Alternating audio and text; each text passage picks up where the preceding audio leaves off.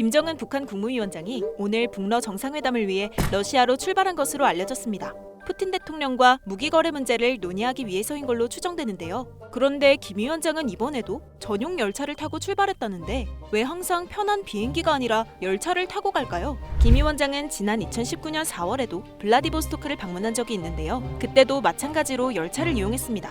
평양에서 출발해 국경을 넘어 블라디보스토크로 향하는 경로인데 그러면 총 이동 거리가 약 1200km, 소요 시간은 무려 20시간 이상이라고 합니다. 비행기로는 단 몇 시간이면 될 텐데 굳이 왜 열차를 타고 가는 건지 궁금해지는데요. 그동안 비행기를 아예 안 탔던 것도 아니고 직접 조종하는 모습도 공개한 적 있는데 말이죠.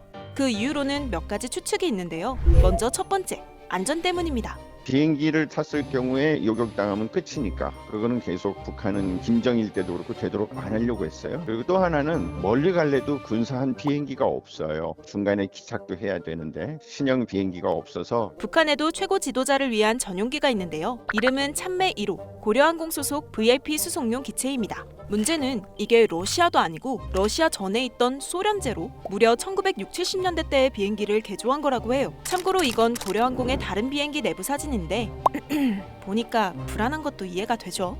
두 번째 추측은 대외적인 과시 목적입니다. 열차를 타고 가면 2박 3일이든 3박 4일이든 목적지 갈 때까지 내 뉴스의 대상이 됩니다. 지금 어디 갔다? 지금 어디 갔다? 한마디로 자신에게 주목하라는 메시지를 주는 거죠. 비행기를 타면은 금방 가니까 효과가 없죠. 또 인근 국가들과의 우호력을 강조하기 위함도 있다는데요. 2019년 베트남을 방문했을 때도 김 위원장은 5시간 정도 걸리는 전용기 대신 장장 사흘 동안 중국 땅을 거쳐 하노이까지 열차로 이동했습니다.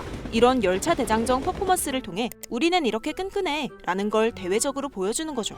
일단은 가면서 중간중간에 그 지역 사령관도 만날 수 있고요. 그 긴 땅을 내가 지나갈 동안 너희들이 경호하고 다 의전을 갖추라는 거니까. 그래서 이번에도 마찬가지로 열차를 이용해서 러시아와의 우호적인 관계를 과시하는 기회로 삼을 수 있다는 겁니다. 세 번째는 조금 단순한 이유인데요. 열차의 편리함 때문입니다.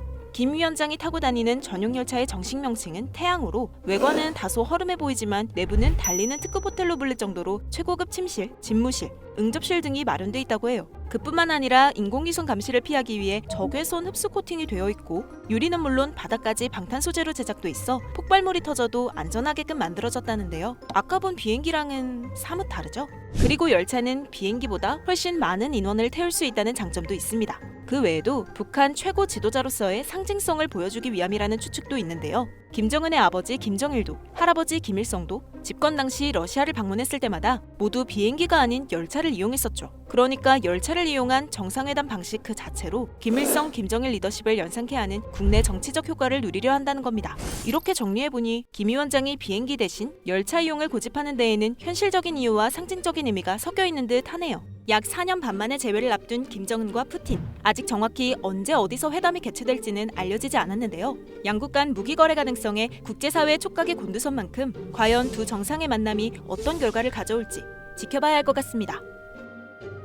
이 영상을 제작한 서현주입니다. 지금 구독 버튼을 누르면 매일 새로운 크랩 영상을 놓치지 않고 볼 수 있어요. 좋아요 버튼도 잊지 마세요.